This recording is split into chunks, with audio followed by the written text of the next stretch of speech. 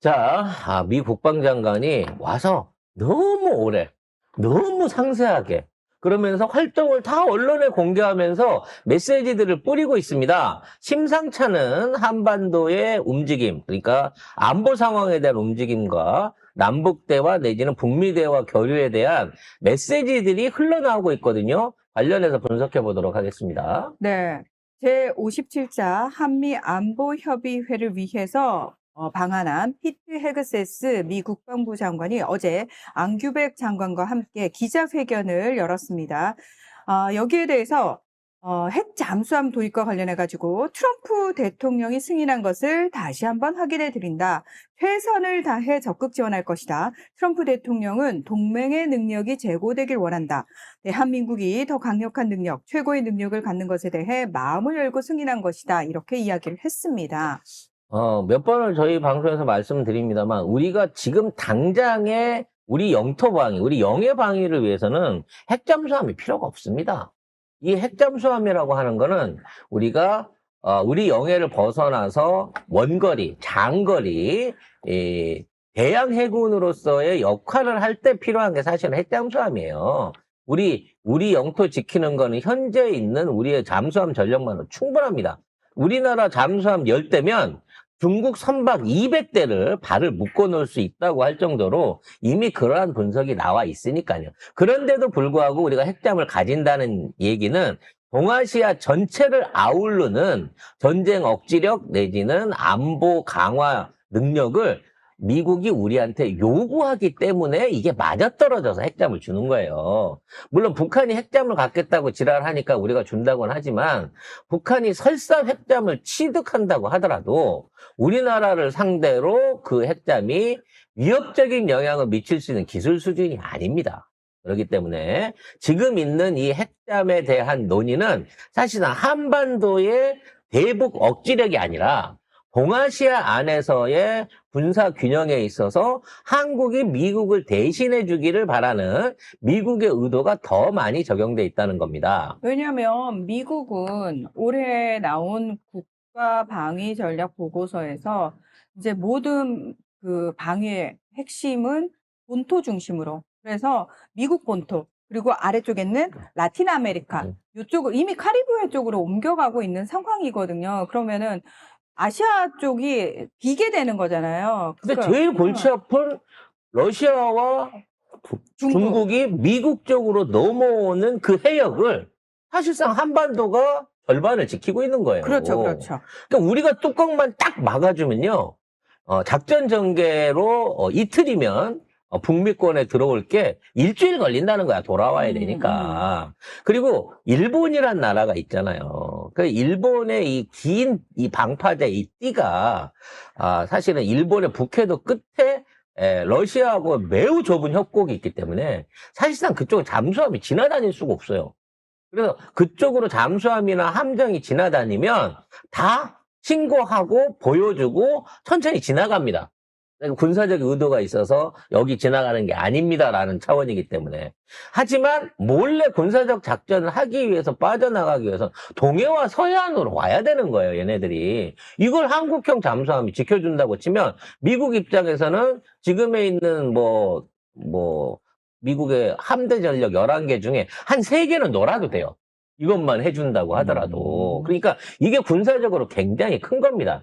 근데 이 협력 방안 안에서 참 희한한 단어가 들어가 있어요. 국무부와 에너지부가 계속해서 협조하게 될 것이라는 거죠.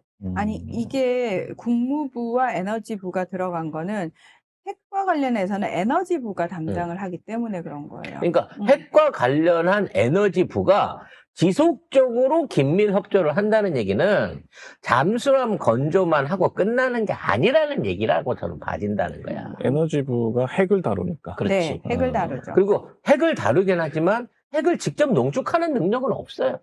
그냥 간섭만 해. 왜? 미국은 지금 우라늄 농축을 안 하거든. 연료 제조를 안 하거든.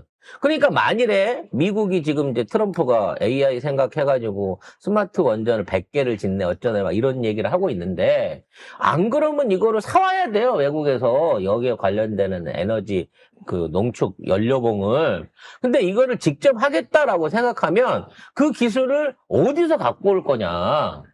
한국에서 갖고 오는 게 제일 싸게 맥히고 안전하고 그 영향력을 최대한 발휘할 수 있다는 거야. 우리는 그래 그냥 니들 상표 붙여서 니들이 그냥 써. 그냥 우리는 그 안에서 받아오는 우리가 만들었지만 우리가 미국 가서 만들었지만 우리가 니들한테 받아 쓰는 걸로 할 테니까 이 기술, 이 라이센스 다 니들이 가져 라고 할 만큼 적극적으로 협조하는 국가가 우리라는 거예요. 그래서 이 핵연료 공급과 건조 장소에 대한 즉답을 회피했다고 하는데 지금 있는 입장에서는 포스코 인터내셔널하고 한수원하고 미국 기업 이번에 신생 미국 기업하고의 협약이 확인이 됐고 그에 대해서 공장 설립이라든지 구체적인 실무화 계획을 어디서 할 것인가에 대한 나름대로의 논의들을 지금 한참 강화하고 있을 것으로 보여요. 근데 네. 이 얘기가 왜 나왔냐면은 어제 머니투데이 기자가 이 질문을 했어요. 필리조선소에서 건조한다고 하는데 실질적으로 뭐 어디서 하게 되는 거냐 뭐 이런 식으로 얘기를 하면서 요즘 기레기들이 관련해가지고 필리조선소는 핵잠수함을 건조할 수 있는 한 경험도 없고 할 수 있는 역량도 안 되고 미국 내에서 지금 핵잠수함 건조하는 곳은 딱 두 군데 조선소가 있는데 여기서 한국 핵 잠수함을 건조해 줄 리가 있나 뭐 이런 얘기들이 되게 많이 나오고 있어요. 그러니까 다시 말해서 지금 기레기들은 자기네들이 프레임을 만들어 가지고 미국이 이걸 해준다는 것 자체가 말이 안 된다라는 얘기를 계속 이제 이끌어내기 위해서 이 질문을 한 국짐하고 거거든요. 같이 그렇게 얘기를 하는 겁니다. 네. 그래서 연료 농축에 대한 사업장은 오하이오에 세워질 것이 거의 확실합니다. 오하이오주에 세워질 것이 거의 확실하고요. 그 이후에 선체라든지 뭐 주요 엔진이라든지 이런 부분에 있어서는 현재 미국의 기업이나 미국의 제조시설이 이걸 만들 수 있는 가능성은 거의 제로에 가깝기 때문에 결과적으로 한국에서 만들어질 것이라고 보고 있어요.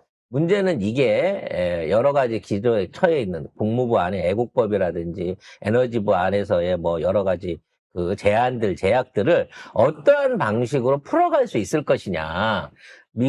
한국에서 만들어서 미국에서 조립을 한다든지 또는 미국이 승인을 하는 상황 하에서 한국에서 만들어지는 것에 대한 일종의 유예와 논의를 어떤 방식으로 정리할 거냐가 남아있기 때문에 얘도 몰라요 어디서 하게 될지를. 그러니까 그치. 즉답을 회피할 수밖에 없는 그리고 겁니다. 국짐은 이제 기자회견 하세요. 트럼프는 왜 승인해줘가지고 중국을 자극하냐고 항의해야지 미국 중국도 가서. 좋대. 어? 미제 나가고 한국산이 들어오면 10년 걸릴 거니까 차라리 미국 애들하고 잠수함 넣고 서로 아웅다웅 하고 있느니 한국이랑 그거 하는 게 훨씬 충돌 가능성이 낮아. 우리도 속 편해. 그럼 다 라고 좋은데 얘기하고 있는 국짐만 거예요. 화가 나 있는 거야. 그렇죠. 핵잠수함 국진만 했다고. 화가 나 있는 거지. 근데 그것도 역으로 화가 나 있는 거예요. 중국한테 그것 때문에. 지금 중국 편을 들고 있어, 이 새끼들은. 중국이 얼마나 기분 나쁘겠어, 우리가 핵잠을 갖는다면. 핵무장도 지들이 하자 그랬고, 네. 중국 견제해야 됐다는 얘기도 지들이 해야 되는 거고. 중국은 다 범죄자 취급한 것도 지네들이 해놓고. 야, 전환길이 너 작년에 한국에서 데모할 때는 네 배경이 트럼프라며. 왜 지금 와서 트럼프를 욕을 하냐고?